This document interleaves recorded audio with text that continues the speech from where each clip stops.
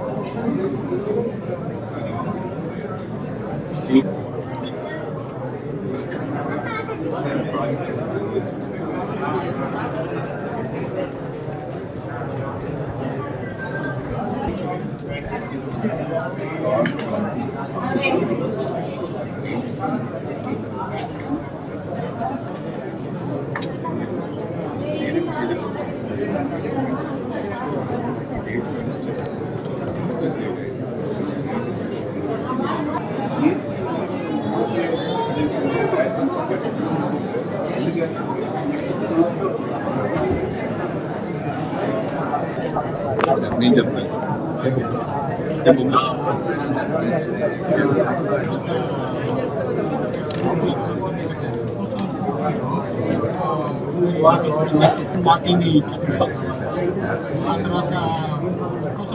Notice demand notice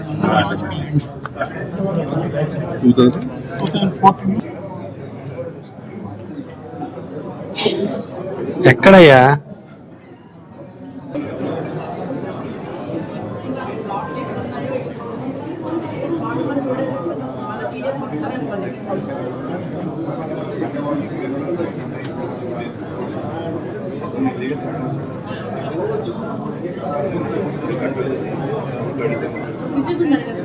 apply చేస్తున్నారు కానీ మేమైతే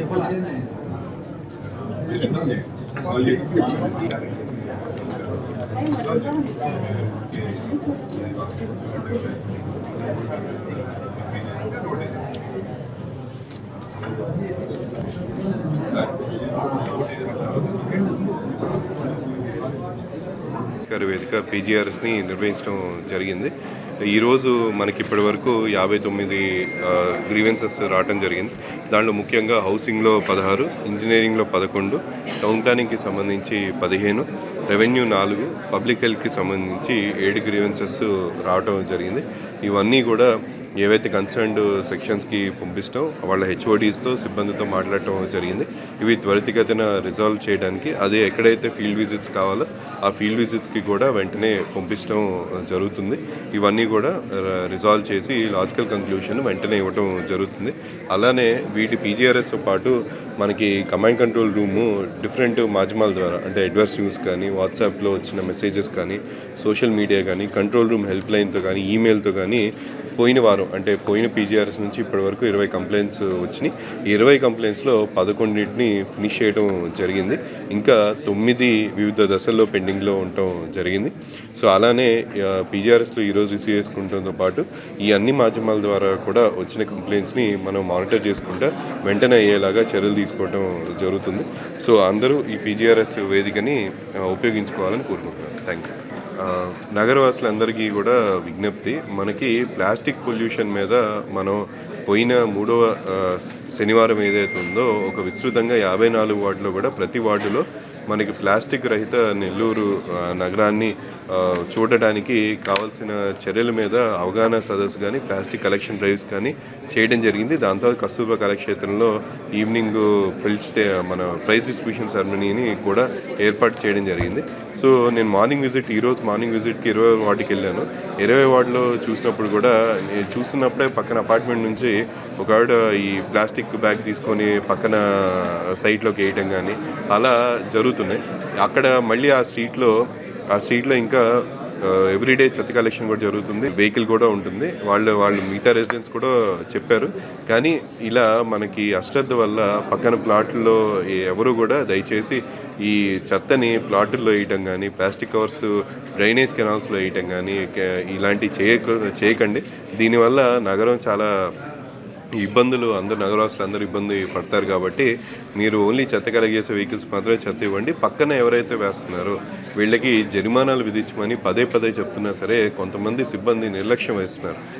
ఎస్పెషల్లీ సచివాలయం దగ్గర పనిచేసే సిబ్బంది ఎవరైతే ఉన్నారో వాళ్ళు మరి ఆ వార్డులో 4-5 ఏళ్ళు పనిచేసినా సరే అక్కడ చాలా వాళ్ళకి ఫైన్స్ వేయటానికి కానీ, జరిమానాలు విధించడానికి చాలా తట్పటాయిస్తా వాళ్ళు చేయకుండా ఉంటున్నారు. సో వాళ్ళ మీద కూడా యాక్షన్ తీసుకోవడం జరుగుతుంది. ఎవరెవరైతే ఈ పొల్యూషన్కి కారణం అవుతున్నారో ఖచ్చితంగా వాళ్ళ మీద కూడా బాధ్యత ఉంది. వాళ్ళు చేయాల్సిన డ్యూటీని కరెక్ట్గా చేయాలని చెప్పి మరొకసారి హెచ్చరిస్తున్నారు.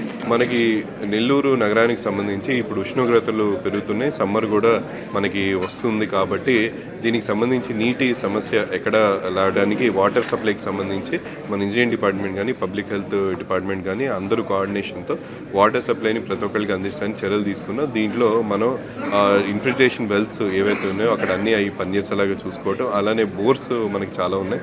ఆ బోర్స్ ఇది కూడా ఒకసారి వెరిఫికేషన్ చేయడం జరిగింది. మనకి కెపాసిటీకి సంబంధించి సమ్మర్ స్టోరేజ్ ఏవైతే ఉంటుందో ఆ సమ్మర్ స్టోరేజ్ నిల్వలు పెట్టుకోవడం జరిగింది. సంఘం దగ్గర కూడా మన లెవెల్స్ మెయింటైన్ చేస్తారు.